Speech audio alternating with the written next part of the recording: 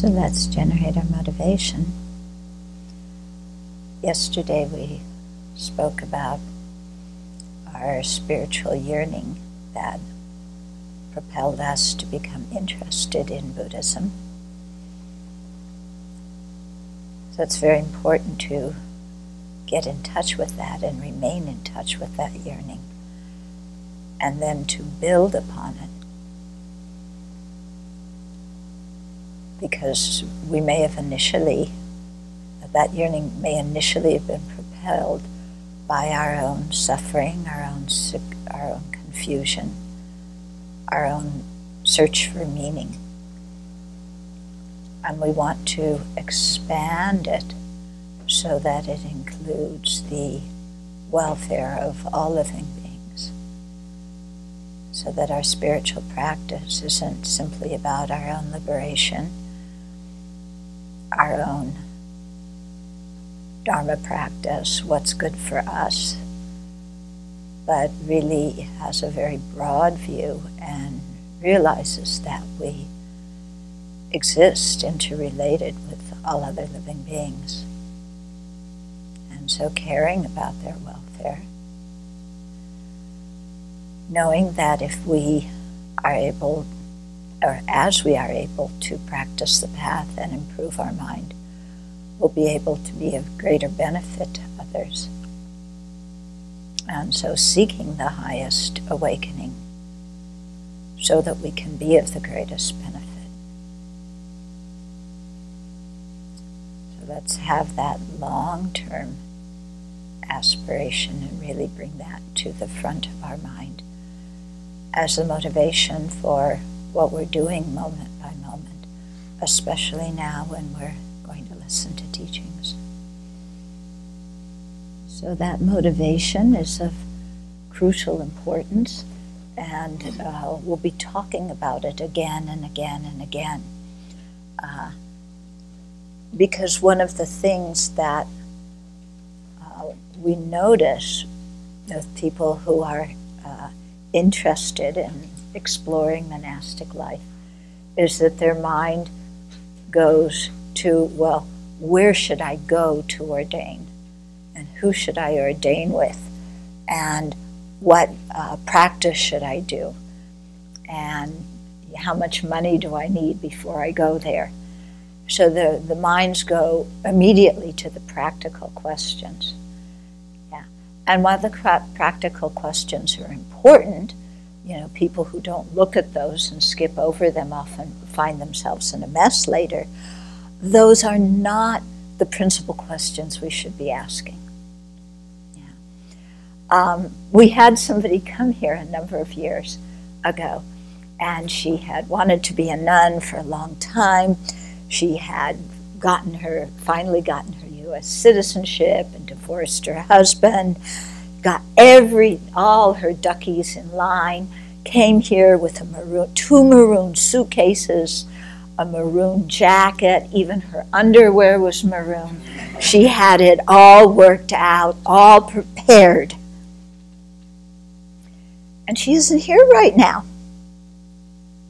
because she never ordained, because she never worked on her motivation. Her motivation was not clear. Yeah. And so when things came up in her mind, she didn't know how to work with what came up, and it turned into just a lot of confusion in her mind because the basic motivation was not clear. Yeah. Even though all the externals were in place. Okay? So what we want to work with here with you is really a lot on the basic motivation. Talk about the externals, which is, I'm going to go into that in this talk, but, underlying the whole thing is really, why do we want to do this? There's so many things you can do in life. Why do you want to do this? Okay, so that's one thing. Yeah. Then another thing I noticed yesterday in the discussion it came up a lot about, well, what tradition? Yeah. I think that's something that needs to be worked out way before you have the motivation to ordain. Yeah, you have to know already what tradition you're following or how you're putting, if you're taking elements from different things to put it together. You have to have a regular daily practice. You need a teacher. Yeah, and all of that has to be clear in your mind before you ordain. Yeah, it's not a thing of, let's change into maroon clothes and shave my head and off I go. Yeah, it's not that at all, okay? So don't, get caught up in, when's the next flight to the ordination ceremony. Just work with your motivation and see where you are at in your practice. Yeah, because you need to know something about that before actually ordaining, Otherwise, you ordain and it's like, okay, what do I do? Because we often see people, they have what I call ordination fever. Yeah, I want to ordain as soon as possible. I want to ordain. And you tell them, chill out. No, I want to ordain. They have really ordination fever. And then I ask them, what are you going to do the day after you ordain?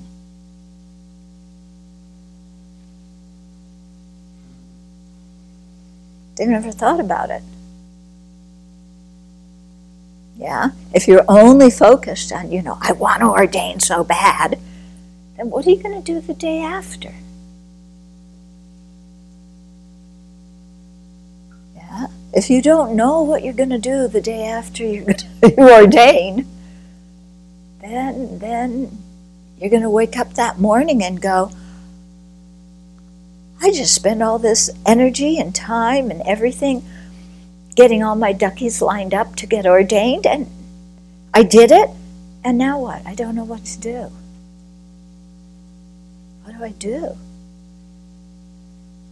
Yeah. So no idea of, well, I do the same daily Dharma practice that I did before.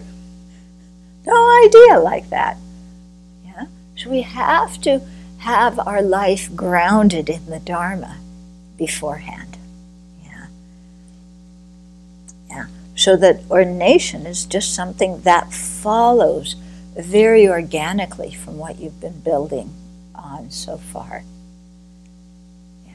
Not something new that, now I got it. And was it you and your thing, all my problems are going to go away, I finally got the ordination that I wanted. And tomorrow, no hair, these robes, I'm not going to get angry anymore. I'm not going to, all my feelings of hurt and resentment, and all that's going to be gone. And then you wake up the next morning and it's like, oh. It's not all gone. Because unfortunately, our mind comes with us wherever we go. You see, there's a beautiful quotation about the way the Buddha helps sentient beings is not by transferring the realizations into their mind, like pouring water into a vessel or, giving somebody a coupon to go buy something really cheap. The way the Buddha helps sentient beings is by teaching, and then we have to help ourselves by practicing.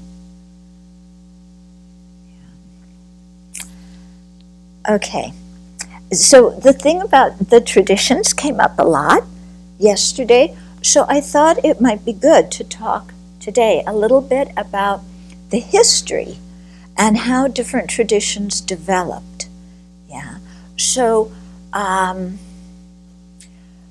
and the point I want you to get across from what I'm going to say, I'll tell you the point before I tell everything, and then you can tell me at the end if I got it across or not, is to see that the Buddha is a very wise teacher who taught different people according to their dispositions and tendencies and interests. And that Buddhism, the teachings themselves, are not something that can ever change. I mean, the path to liberation is the path to liberation. It doesn't get, how to say, you don't have to come out with a new version to keep up with the times. It's something, that's what you do, and you get that result. But what you find is as Buddhism spread to different cultures, different climates, different languages, different government structures in the country, all these kinds of things influence the form of Buddhism, the outer form. Okay? So the inner part of Buddhism is the Four Truths for the Aryas. Okay? The inner form of Buddhism never changes: renunciation, bodhicitta, correct view of emptiness. The outer forms change so much, according to the culture and the people. So we have to know how to look beyond the outer forms to the core of what we're supposed to practice. Otherwise, we get really hung up in the outer form, and we think that being a good practitioner means doing everything, the outer form, exactly correctly. Okay? So knowing how to bow exactly correctly, knowing the definition of each precept and how to keep it exactly correctly, knowing, how the offerings are placed on the altar, how to play the musical instruments, how to make the tormas, how to, chant whatever it is in Pali, or, we latch on to the external things and, think that getting all of that stuff right is what Dharma practice is. And it's not. Okay? Dharma practice means changing what's going on in here. Changing what's happening in our own heart, in our own mind.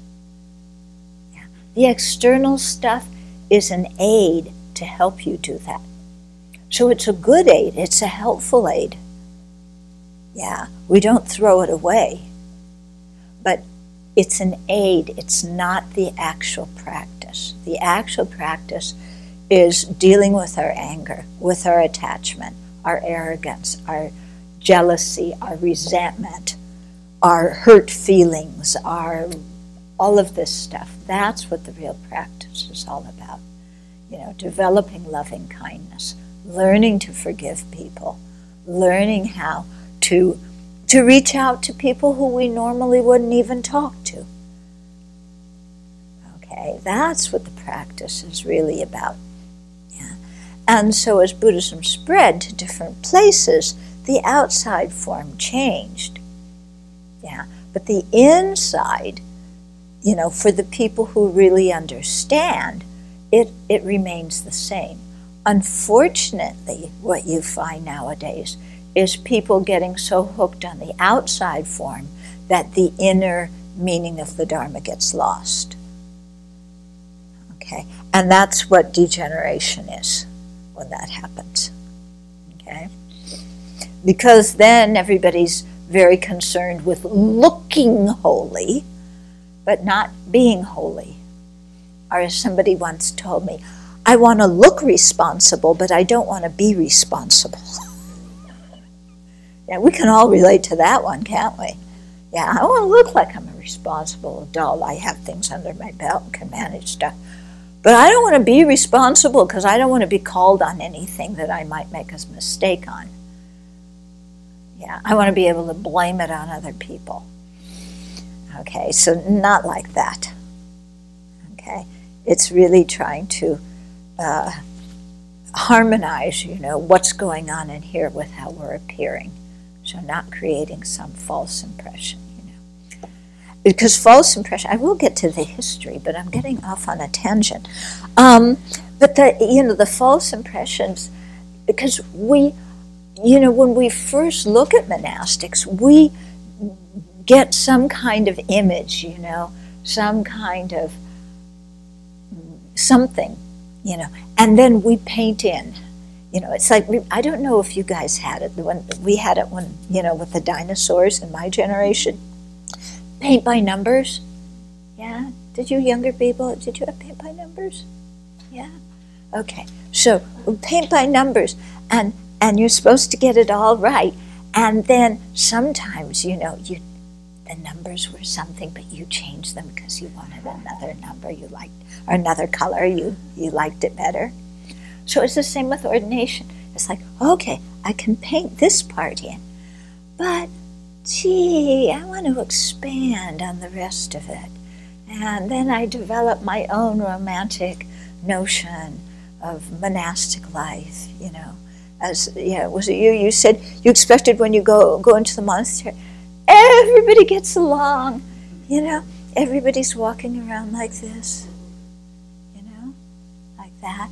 Everybody's so mindful, so slowly walking, graceful, dignified, not rushing to get on the tractor and jump on it and take it somewhere else.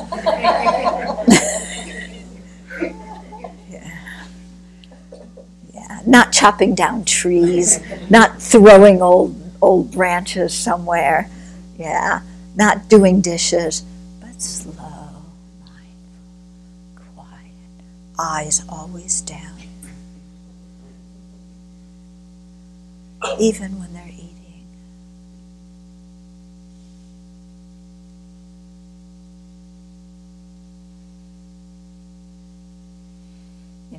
Isn't it? So dignified all the time, calm voice. Nobody's screaming at each other in the kitchen.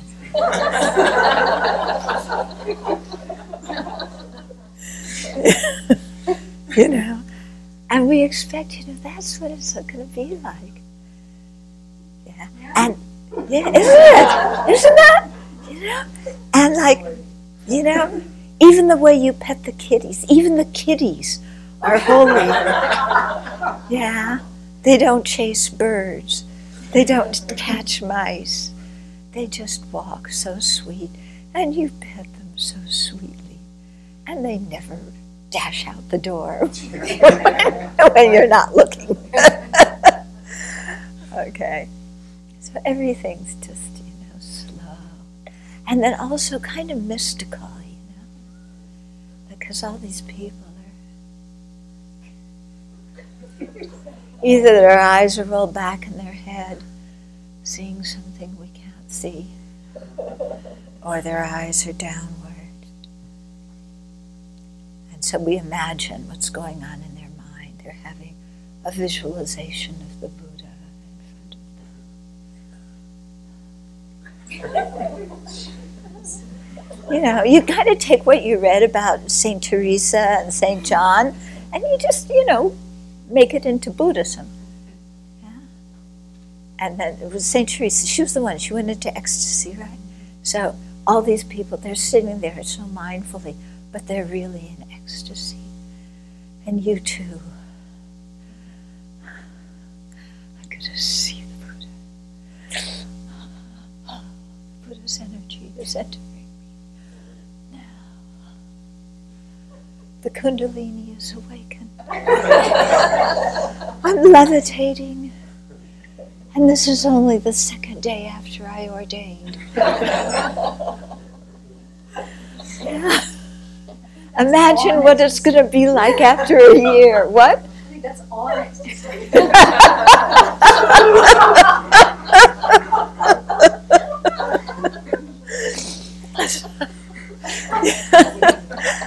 Yeah.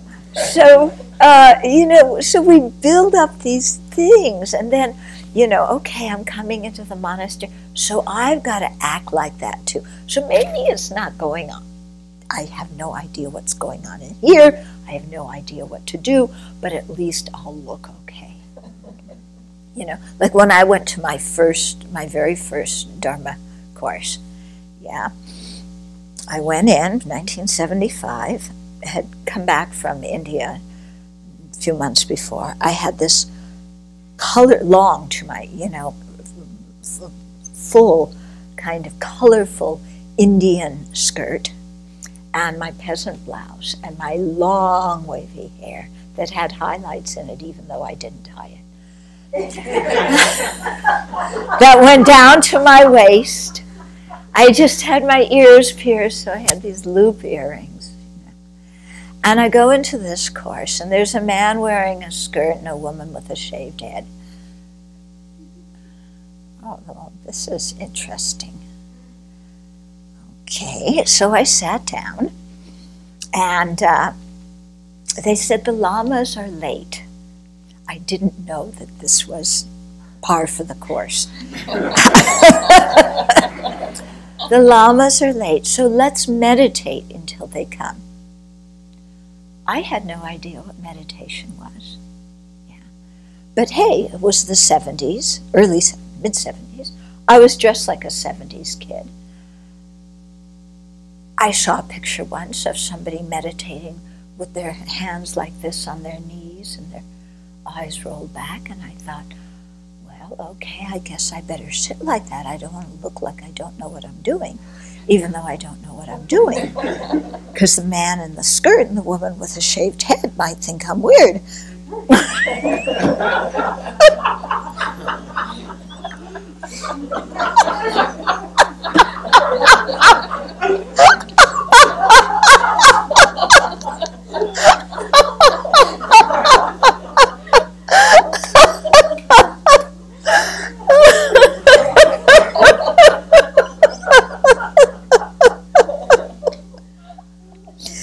So I sat like that. Thank goodness the lamas weren't too late. Otherwise, I would have gotten a really bad headache, you know, with my eyes rolled back.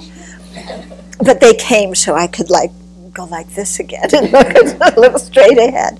Yeah. But, you know, I developed this whole image of, you know, well, this is what you know, if you're a spiritual practitioner, how you look and what you do.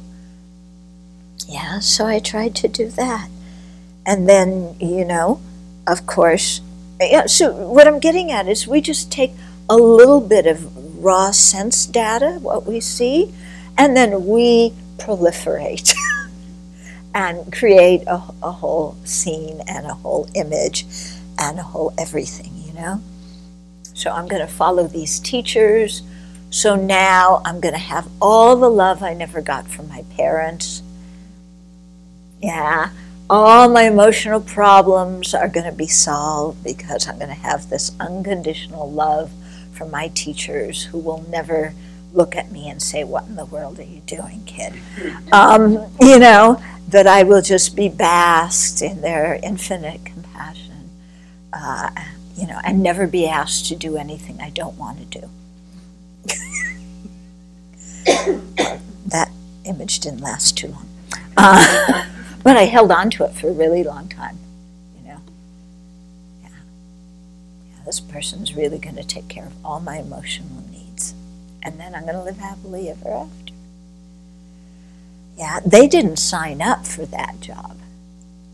Yeah.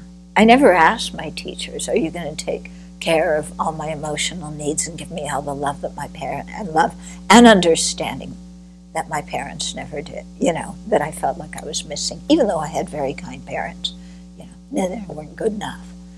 So, you know, I never asked them, is this part of the contract? I just assumed it was. Yeah. And then I was very disappointed when my teachers weren't at all interested in my story. You know, I made private appointments. I thought, I'm going to tell them my whole story. You know, this is what you do. Open myself up, tell them my whole story.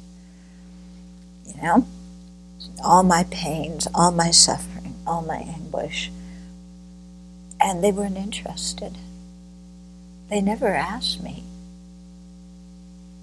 They never asked me. Can you imagine that? all my internal pain and struggle and the story of my life, they never asked me about? What's going on here? You know? Aren't they supposed to be psychologists or something? You know? Whatever it was. And yeah, they're totally uninterested in that. So, yeah, so, you know, my dream kind of got, the dream bubble was a bubble. Yeah. And I had to, you know, put my feet on the ground and start to grow up. Okay? So we, you know, we often come in with those kind of exotic dreams. Anybody who's ordained now have anything like that? Yeah, you did? The others didn't? No? Oh no, you all came in completely wide open receptive, huh? Oh, I don't know, that's not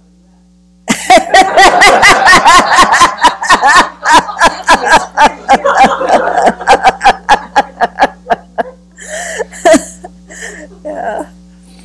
Okay, so, you know, it's, yeah.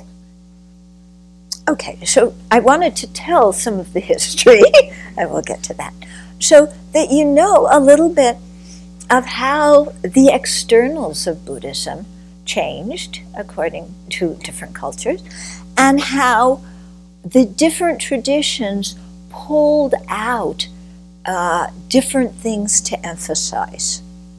Okay, so it's not that they have different teachings, they have different emphases. Okay, because the emphasis corresponds to the disposition and interests of the people involved. Okay, and how the external things appear correspond to the culture and environment. Yeah. So you look, you know, Japanese temples, everything is like, you know, clean, clear, and lots of space, and you know, like that. Well, if Japan is a country, is, you know, it's on the sea. They have mountains and seas and clouds and flowers and lots of stuff going on in the environment. So in a temple, what do they want? Something that is very simple, that's different from what they're dealing with in their environment. You go to Tibet, you look around, there is nothing. You know, you look miles, and so often you are above the tree line, you don't even see a tree. Yeah, you see these mountains, some snow, maybe a couple of yaks, you know, and that's about it. So what do they do in their monasteries? Crammed full of color, crammed full of, so much is going on in a Tibetan monastery. You know, there's statues, and there's thangkas, and there's bells, and drums, and longhorns, and shorthorns, and paintings on the ceiling, and paintings on the wall, and it's all happening because it's totally different from the outside of environment in Tibet. Okay, just as, you know, the Japanese did it entirely differently because of what their environment looked like. Yeah. I don't think they planned this out. I don't think they said, oh, we're going to do it differently. But if you look, this is kind of what naturally happened. Yeah. Okay. So I thought to read a little bit from this book and comment on it, because I put some stuff about the early traditions and the growth of the Dharma in here, because I thought it would be really helpful for people to have some idea about the development. Okay? So, the historical evolution of Buddhism is a fluid and dynamic process that brought forth various schools, traditions, and tenet systems. Okay, so different schools, different traditions, and different philosophical tenet systems. Yeah. We may speak of one school or another as if they were distinct entities with those boundaries. However, Buddhism on the ground was not so clear. We see this even today with Theravada monastics who take the Bodhisattva precepts, practitioners of Tibetan Buddhism who are ordained in the Dharmaguptaka Vinaya lineage followed in Taiwan, Chinese monastics practicing insight meditation as taught in the Pali Canon, and so on. So there's a lot of fluidity here. Okay. It is important to keep in mind when discussing Buddhist history that we can't say for sure what happened in the past. Yeah. So, you know, the Sri Lankans have their history of how Buddhism came to their country and so on. A lot of it was written after the fact from the viewpoint of the Mahavira monastery, which was the one that became most powerful. Okay? The Tibetan history was also, Tibetans are not real good at history, actually, you know, and especially because their calendar was a 60-year calendar. It was the 12 animals times the 5 elements, so it came out like a 60-year thing. So, you know, the year of the Firebird came every 60 years. So you're not always sure which cycle of 60 it was in when they said this happened in the year of the Firebird, okay? And then, of course, you know, history gets written by the people who become prominent in later years and how they look back on it, okay? So we never really know what happened. In our present lives, our memory of a specific event differs from that of the person standing next to us. History appears differently according to our perspective. Each person selects certain details to focus on, and the interpretation of those details vary from person to person. Despite the subjectivity of history, it is nevertheless useful to have a general knowledge of the historical background of the Dharma that we study. Okay? After the Buddha's passing, or parinirvana, the Arhat Mahakassapa gathered 500 Arhats together at Rajgir to recite the Buddha's discourses at what came to be called the First Council. Yeah. In the early centuries, so why did he do this? Because right after the Buddha died, one old monk said, "Oh, I'm glad he's dead, now we can do what we want." So Mahakassapa, who was, you know, one of the important leaders, said, "Look, we better get it all together and collect the Buddha's discourses and the Vinaya teachings and, you know, have it all put together. Otherwise, people are going to come along and say, you know, well, the Buddha didn't really teach that. He taught this, you know, or we don't need to follow that because I don't like it. We're going to follow this." And you see this happening now, even, you know, people kind of saying, like there's this whole thing of secular Buddhism. Oh, the Buddha didn't really teach about rebirth. Come on. The Buddha taught, it's right there in the scriptures. Yeah. But what that means is, the idea of rebirth makes me uncomfortable, so I'm going to say the Buddha didn't really teach it. Okay. So they made this council, and so Upali recited all the Vinaya texts, Ananda recited the Sutra texts, and I'm not sure what happened with the Abhidharma, because a lot of the Abhidharma got accumulated after the first council. Yeah, there's a whole discussion about where the Abhidharma came from, whether the Buddha spoke it or Arhats spoke it or people wrote it later. In any case.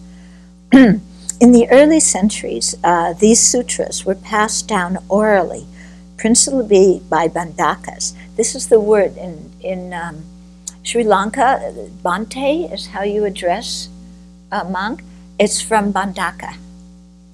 Yeah, the people who memorized the sutras and taught them and helped pass them down to the next generation. Each group of Banakas, Banakas, not Bandakas, Banakas, were assigned a group of scriptures, and for many centuries, every successive generation of Banakas memorized the texts and taught them to others. Although the Buddha did not repeat verbatim every talk he gave on a particular topic, passages on certain important themes were standardized for ease in memorization. Okay, so this is something that's important because we often hear and this is the initial view of Western scholars, that the Pali Sutras are the oldest sutras and the most authentic. That was what the Western scholars initially thought, because that's what they learned. They had more contact with Sri Lanka. Those were the ones that they had the first contact with Sri Lanka. Tibet was all locked up in their mountains and nobody was allowed in there. Yeah, so they didn't know much about Tibetan Buddhism in their perspective. So there's this view that, the Pali scriptures are the original scriptures. But when you look at it, if you look in any of the collections of sutras, there's certain standard passages that are repeated over and over again. Yeah. In fact, there's certain sutras that the whole sutra is exactly the same as the other one, except it's addressed to a different person. Now, I don't think that the Buddha said exactly the same words every time he taught a subject. Yeah, none of us do. No matter how well you know something, you never repeat it exactly the same. So these things were standardized. So already you can't really say that the Pali scriptures are verbatim exactly what the Buddha taught. Yeah. So that's one thing that it's, and I mean it's good they were standardized because it helped in memorization and in passing things down, but let's not say they were the exact words that the Buddha spoke, because we don't really know that. They're close enough, but not exact. Thus, there are stock phrases and passages, and some almost identical sutras in the Nikayas of the Pali Canon and in the Agamas of the Chinese Canon. So you have the Nikayas, the collections of sutras in the Pali Canon. In the Chinese Canon, you have 4 of the 5 Pali Nikayas. They're called Agamas. Many of the sutras have the same title. Much of the sutra is the same, but there's also parts that are different in the Chinese version. Yeah. So which one was really the original version? Yeah, well, Buddhism went first to, went early on to Sri Lanka. It went to China. It started going the 1st century BC. Yeah, so maybe, you could say, well, it was earlier in Sri Lanka, so it was preserved better. We don't really know. Depends on the skills of the Banakas.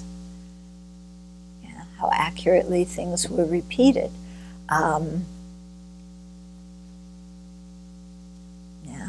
And it's very interesting, if you read something about textual development, to see that, the people who are responsible for copying out texts and these things, I mean, they had incredible memories, but some of them made mistakes too. Yeah, they weren't all perfect. And then sometimes, especially after they started writing things down, I can imagine somebody adding a few words here and a few words there to make it what they considered clearer. Yeah. So, you look at the Chinese Agamas, you look at the Pali Nikayas, which one is original, which one is correct. Maybe you can't say there's one version that's correct. Maybe you have to say, well, there's this version and there's that version. And both versions have a lot of meaning and a lot of, can affect you and affect your practice in a very profound way. Maybe we don't have to pick out one and say this is the most accurate. You getting what I'm saying? Because we don't really know. So a famine in the 1st century BCE threatened the continued existence of the scriptures in present-day Sri Lanka, propelling the monks to preserve them in written form. During that time, other groups of Banakas continued to orally disseminate the Buddhist discourses in many other places of India. So, it went to Sri Lanka, was brought into their culture, started being written down in the 1st century BC, but that wasn't the only place where the Buddhist scriptures went. Yeah, there came to be 18 early schools. Of course, everybody has a different version of what the 18 were, but they all agree that there were 18 of them. Okay, what they were depends on who you ask. Yeah, but all throughout northern India and central India, you had many different groups of people, because you had these 18 schools, and they all had their own set of scriptures that had all been passed down orally through their own Banakas. Okay? So the Sri Lankans wrote theirs down very early because of this famine.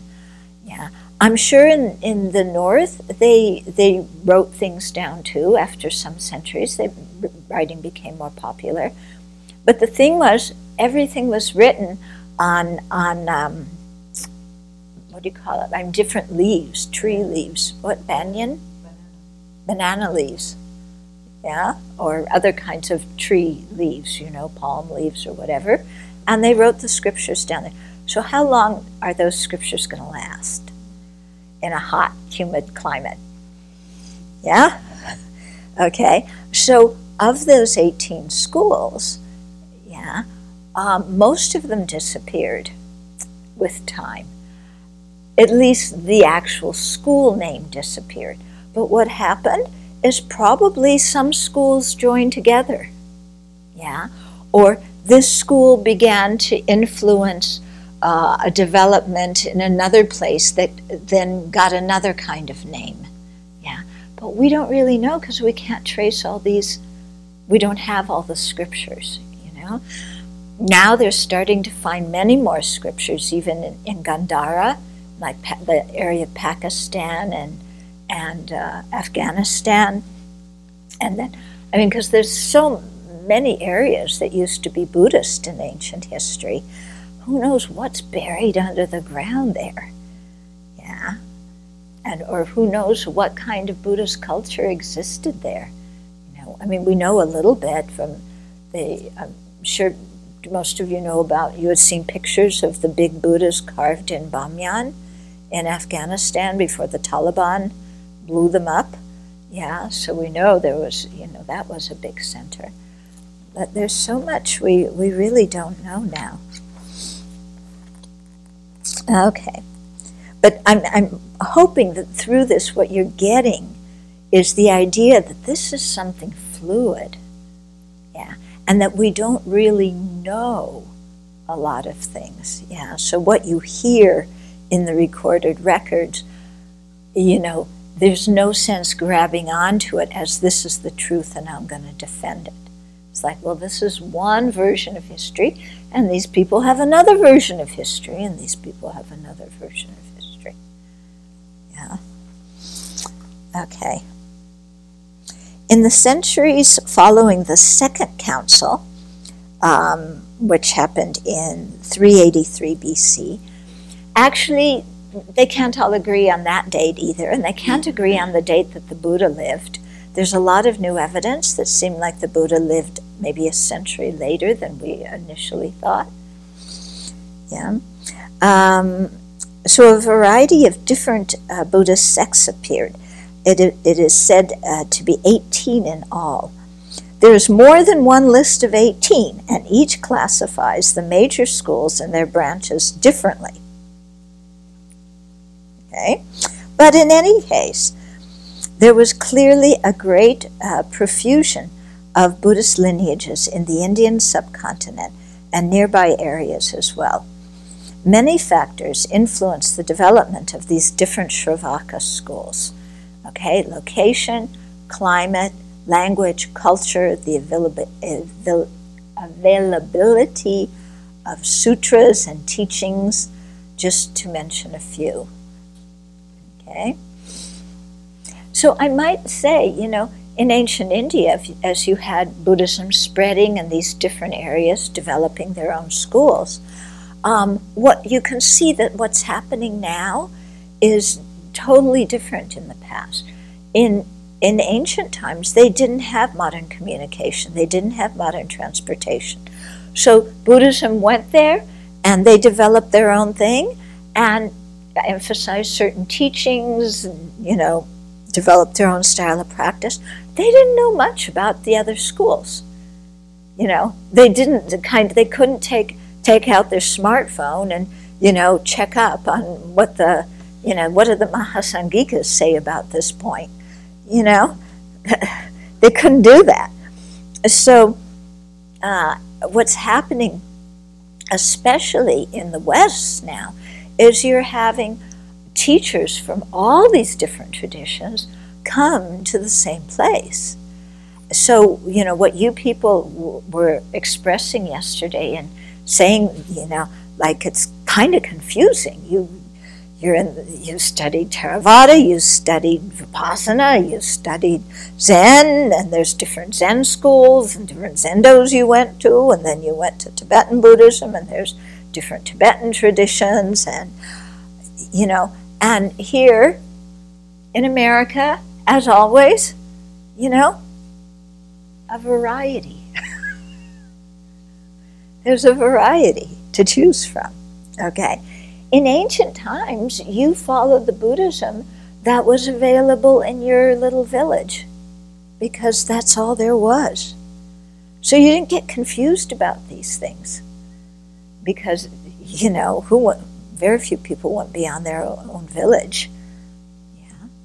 So you just followed that and did that. Now everything, it's such a supermarket. Yeah. And of course, as good Westerners, we approach it like a supermarket. So we are Dharma consumers. Yeah. So we talk about, what center did you go to? And what center did you go to? Yeah, we hear this all the time when people are working out in the forest. What do they talk about? Well, I went to such and such, in this and such a state, and this and what they taught. And what did you? Well, I went to this kind of monastery in this state, and this is what they taught from this. And I went to this, and well, how do you go from that one, and who do you call, and what did they teach? And maybe I should go there, because there's so many flavors of Dharma, and I want to taste them all. Because I don't want to buy one flavor before I've tasted all of them and know which one's best. Okay, we're good consumers, aren't we? Yeah? You don't just get the first thing. You go and you taste everything. Like the 31 flavors. Yeah? You check it all out. And then in the process, you get very confused. But never mind, And then we approach the centers where we go to. We're good consumers, Okay, I paid my money. Let's have the teachings be at the time and the date that I want them to be. Yeah? I paid my money. What do you mean you're stopping the course after 6 weeks? It was supposed to be 8 weeks. Yeah. Or whatever. Do you see what I'm getting at? Our attitude, how we come to the Dharma. Yeah. You read the stories. Here is a thing where I think it's very good that you have an image of something. In the olden days in China, yeah, you approached the monastery like this, yeah, and you sat outside the gate until somebody came and talked to you, and then you expressed your spiritual aspiration, and they told you to go away. And it wasn't until the third request that they knew that you were serious. Yeah. Yeah. And all of your requests had to be made like this, out of sincerity, because it was a privilege to be allowed into the monastery. It wasn't your right. Now, nobody in the ancient times came in and said, it's my right to join this, yeah? And you should take me because I am a qualified disciple, yeah? And I'm going to take you to court for discrimination if you don't let me in. Okay? Very different mentality. Okay, really seeing, you know, this is something precious. This is a privilege to be allowed in. Yeah. And I have to show my sincerity and in being a trainee before I get any kind of responsibility or any kind of acknowledgement. Yeah. You don't just kind of go in, you know, okay, I'm here, I have this, you know, background, and here's my CV, and I'm going to run this and that for you. Yeah. Because I have this great idea about how you should do it. Yeah. That's not the way you approach things in a monastery. You go there as a trainee. Yeah. And you go there, you know, like this, like, you know, I'm stuck in samsara and I need help, and will you help me? Instead of, I'm here and it's my right. Yeah, we're so American, aren't we? Really. Yeah, we're many cultures here, but we all kind of, you know, yeah, we're very different cultures here. We all have that. We know what that's like. Human rights. So, yeah, I remember when I was living in where was it, Missouri, at a monastery, and there was one young man who came, and you know, he had known the Dharma for a few months, and then came, and he wanted to explore monastic life, and he kind of wanted to be recognized as something. And one of the other monastics there said to him, you know, you have to prove to us that you're serious. Yeah, don't expect to just come in here and, you know, get something. We need to know that you're serious about what you're doing.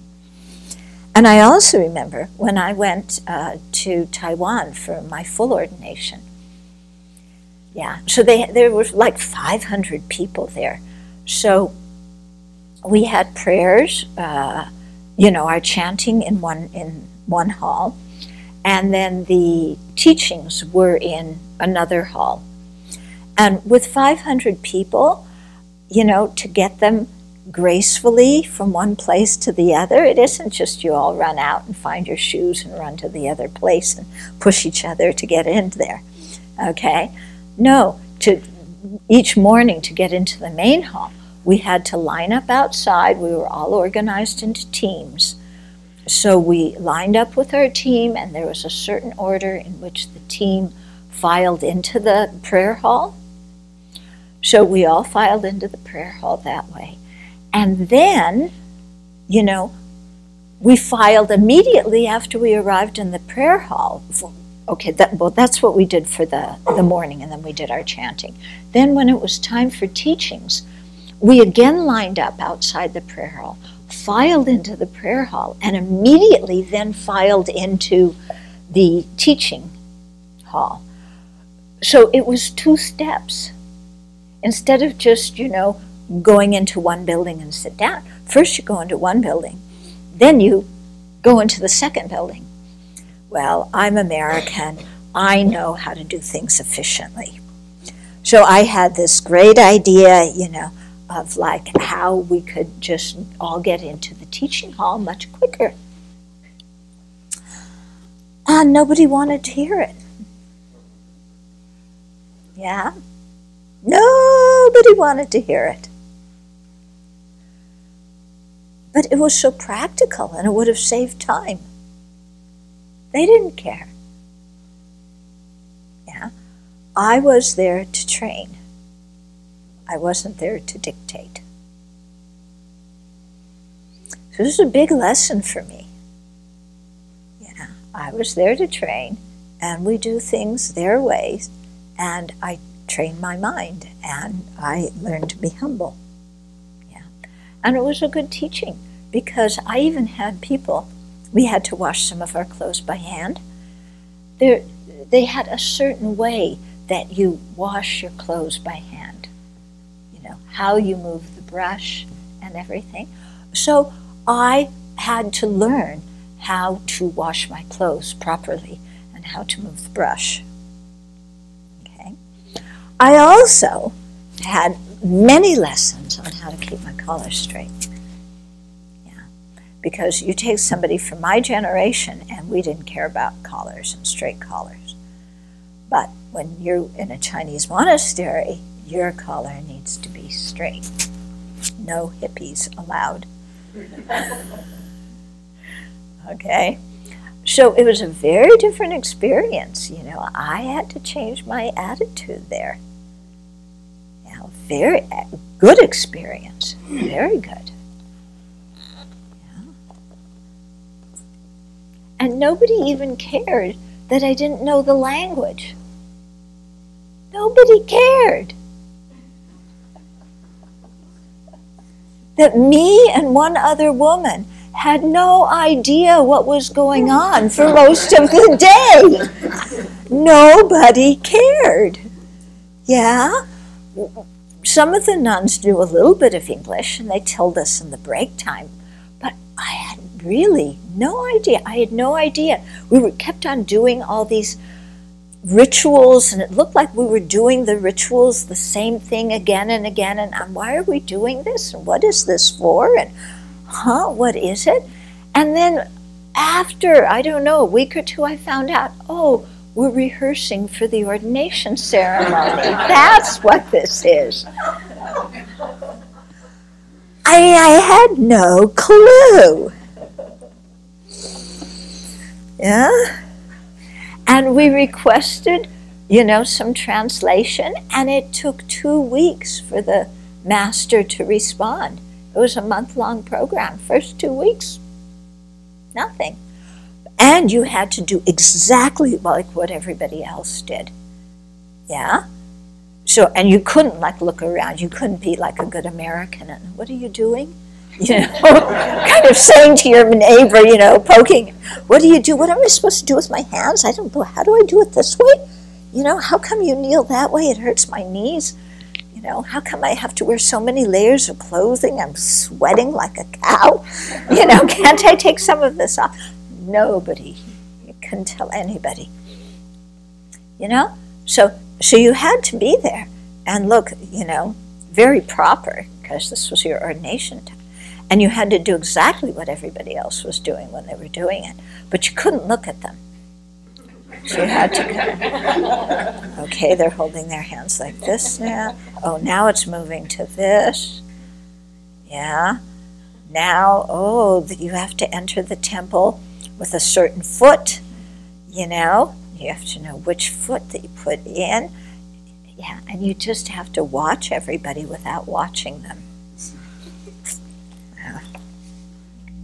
Since the sutras were passed down orally and the groups were separated by great distances, each school developed slightly different versions of the Tripitaka, the 3 baskets of Vinaya, Sutra, and Abhidharma texts, although the majority of the material was shared in common. Aside from some basic information, little is known about many of these 18-plus schools. While they surely debated each other, Buddhist sects and schools, by and large, maintain friendly relations. The names of some of these 18 schools are today preserved in the 3 extant lineages of monastic precepts. The Theravada, descended from the Stavira sect and the Mahavihara monastery. The Mula Sravastivada, a branch descended from the Sravastivada, and the Dharmaguptaka. So most of these 18 disappeared, yeah, and what we have left in terms of Vinaya are 3 extant Vinayas, okay? So these Vinayas carry the name of the original school of one of the 18 schools. So the Pali Vinaya, yeah, now called Theravada, but it wasn't called Theravada way back then, okay? You know, that's practiced in Sri Lanka, Southeast Asia, different parts of Indonesia, and so on, South Asia. And then the Dharmaguptaka, which is practiced in China, Taiwan, Korea, Vietnam, not in Japan. They don't have an extant Vinaya lineage now. And then the Mula Sravastivada, which is practiced in Tibet. Okay, so you have 3 different Vinaya traditions. They all came from the Buddha. Yeah. And all 3 of them have different ideas about how they should relate to the other 2. Okay? It's very interesting. I won't go into that in detail now, but they have different ideas about this. The Chinese are actually the most open-minded because in their canon, they had translations of many of the different Vinayas. And so many of the different Vinaya traditions were present in China in the early days. And then the emperor issued a decree, and then they all started making the Dharmaguptaka their main tradition. But they kept a very open mind, and when there was something that the Dharmaguptaka did not explain real clearly, then they consulted the other Vinayas that they had in their own canon. Whereas in Sri Lanka, they just had the Theravada canon. In Tibet, they just had the Mula Sravastivada. Yeah. There was a time in Tibet when Atisha came, he had a different Vinaya lineage. And they asked him not to give ordination. I can't imagine this. Whenever I hear this, it just shocks me. You know, that they asked somebody of Atisha's quality not to ordain anybody because they didn't want to have more than one Vinaya lineage in Tibet. Yeah.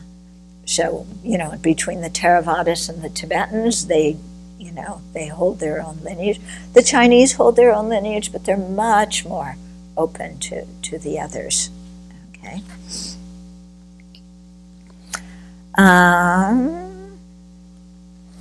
The name of, okay, I read that already. Okay, in ancient times, the Theravada flourished in South and Southeast Asia. The Sarvastivada was located primarily in northern India and Kashmir, and the Dharmaguptaka was prominent in Gandhara and Central Asia, from where it was transmitted to China. Okay. Indian and Sri Lankan sages began composing commentaries, unpacking the meaning of what the Buddha said in the sutras. Thus began a commentarial tradition. Some of the differences among the 18 schools were doctrinal. Others were due to people living in different climates and cultures. While the Theravada, as recorded in ancient Sri Lanka manuscripts, sees the separation into various schools as schisms within the Buddhist community, other Buddhist traditions don't see this as a thing of schisms. Yeah, schisms meaning that the monks didn't get along and they had different views, and so they decided, okay, you go your way, I'll go our way. So the Theravadas tend to see these differences as schisms. The other traditions don't see it that way, mostly. Okay, let me pause here. You may have some questions or comments. Oh yeah, from when Buddhism went into Tibet, from Tibet it went into Mongolia, so they took the Mula Sravastivada Vinaya with them. I think in Buryatia it's probably Tibetan Buddhism, and I think probably in Kalmykia too, at least nowadays it seems to be mostly influenced by Tibetans. But I don't know if that influence came from early times, or it may have come like even in the 19th, 20th century. It may have happened probably much later. Yeah. I don't know. I haven't done much research on that part of it. Oh, you want me to comment on that? Okay. Yeah, the Tibetan tradition also has reticence about it. So the reticence is that the ordination has to be given in a particular way by a group of fully ordained nuns and a group of fully ordained monks. In the Sri Lanka in particular, the lineage died out due to invasions and political things that went on. It died out, I think, around 11th century, 12th century. And the monks' ordination lineage was similarly damaged. But they imported the monks' ordination lineage from like Burma back into Sri Lanka, but there weren't any bhikshunis in Burma, so they couldn't re-import the bhikshuni lineage. So the lineage died out. Without the lineage, they say, then you can't give the ordination, because the ordination has two steps. Part is done by the nuns, part is done by the monks. Yeah. So the answer is wait until Maitreya Buddha comes. Okay? And then the question comes, well, what about taking the ordination from one of the other traditions? Yeah. So here's where there's some unclarity, because most of the Theravadas will say, but they are Mahayana traditions. They have Mahayana Vinayas. Actually, there's no such thing as a Mahayana Vinaya. All of the Vinaya teachings came from the 18 early schools. None of the 18 early schools were Mahayana. Okay? But even if they weren't Mahayana, there's something different. But the Chinese lineage came from Sri Lanka. Yeah, there were nuns in the, 4th, 5th century that went from Sri Lanka to China and gave the ordination in China, where it still exists. But, well, it exists, but, you know, there was a period where they didn't give the ordination by both the monks and the nuns, so it isn't a pure lineage. But according to the Chinese, they consider that pure, and they consider the lineage valid, even if it wasn't given by both the monks and the nuns. So what you have, okay, is you have people giving certain doctrinal reasons why not to give the ordination.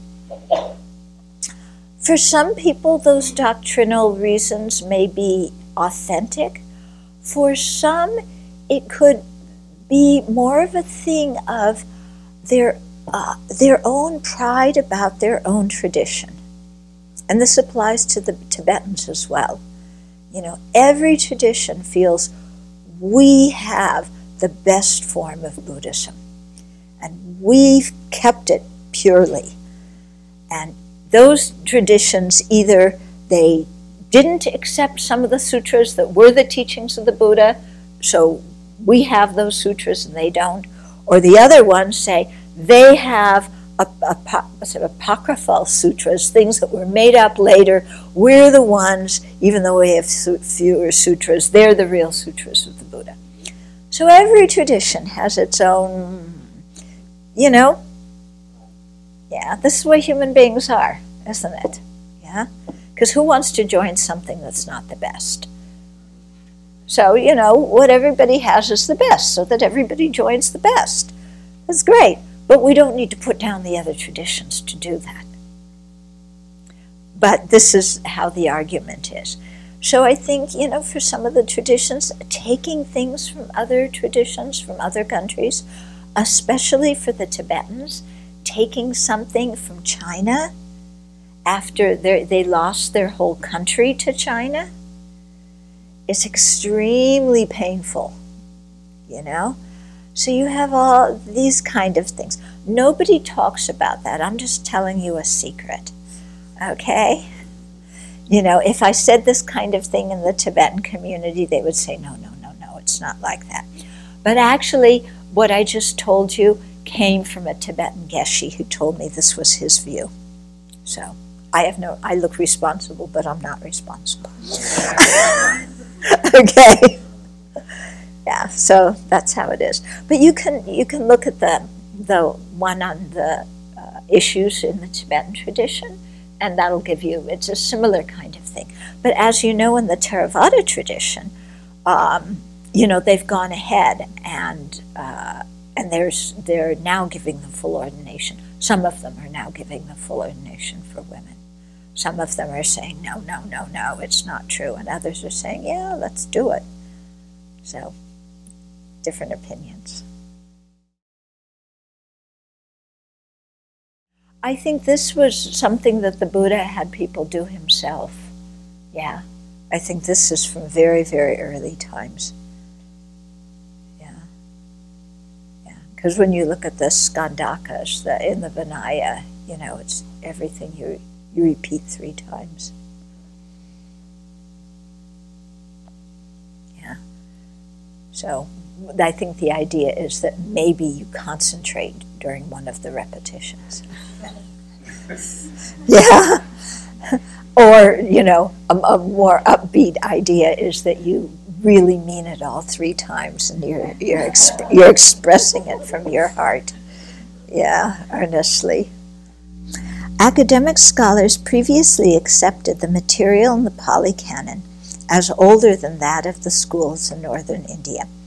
However, they are now revising their view due to recent discoveries of heretofore unknown scriptures in Afghanistan, Pakistan, and China.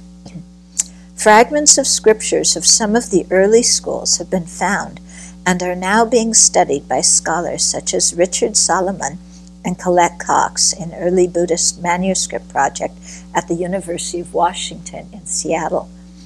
And I had a friend who was studying with them. I went one day to watch them as they were translating from they had one of the older scriptures and they projected it, you know, on a wall, and then they were trying to piece it all together and translate it. It was really fascinating.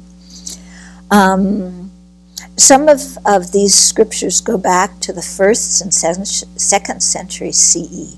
Considering the fragile materials used for writing in those days, it is astonishing that these manuscripts have survived. Other scholars, such as Bhikkhu K.L. Dharmajoti at the University of Hong Kong, have determined that there are Sravastivada texts that date within 2 or 3 centuries of the Buddha's life. That's really something. The results of continuing research will give us a clearer idea of the early schools and their scriptures. Okay. Looking back on their forebears, Buddhists in northern India in the medieval period said that there were 4 main Shravaka schools that assumed all 18. Okay, so the Sravastivada school, which used Sanskrit, the Mahasangika, which used a Prakrit dialect, the Samitaya, which used the Apabhramsa, another Prakrit dialect, and the Stavira, which used Paishyati. Interestingly, most of the early scriptures do not self-identify as being from one or another of the 18 schools. Yeah? So you can see how history is written, things imposed from the future back on that. Okay? So modern scholars must make intelligent guesses about which school's newly found manuscripts they're working from. Yeah? We don't know exactly how long each of the ancient schools existed and why they ceased. The schools in some areas, such as in present-day Iran, Afghanistan, Pakistan, and Central Asian republics, became extinct first. They may have died out due to economic, political, and social changes, invasions, or natural disasters in their locales. Yeah? The remnants of some schools may have merged with other schools. Because Buddhism was heavily concentrated in monasteries and not in village homes. Once the monasteries were destroyed in India during the Turkish invasions in the 13th century, Buddhism all but vanished in India. Yeah, because it was so localized in the big monastic universities that when they destroyed those, it was gone. Whereas Hinduism was very well practiced in the families. So even though they destroyed some Hindu, universities or whatever, it still continued to exist. Well, some Indian masters, such as Baba Viveka, and most Theravadas saw the 18 schools as branches. Some Indian masters, such as Baba Viveka, and most Tibetans, saw the 18 schools as branches of the Vaibhasika philosophical system. There is little agreement about this elsewhere. The Vaibhasika school is unknown in South and Southeast Asia. And the Theravada does not consider itself a branch of the Vaibhasika. So everybody has their own way of organizing things and their own way of describing things. And, I just remember in the Tibetans, I was taught, all 18 are branches of the Vaibhasika. And then I'm talking to my Theravada friends, Vaibhasika, what are Vaibhasika? And I start reading some Theravada literature. We don't believe in Vaibhasika. Who in the world are those guys? The Vaibhasika they're a split off from the Sravastivada. And that came about much later because they followed a scripture called the Mahavibhasa. But that was much later. So it's very interesting, it makes you learn that you have to be flexible. These people say this, and these people say that. We don't really know.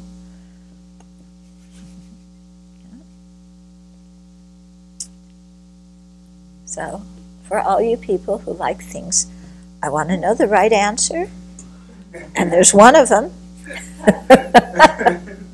Then I'm sorry, I'm not going to be able to provide that for you.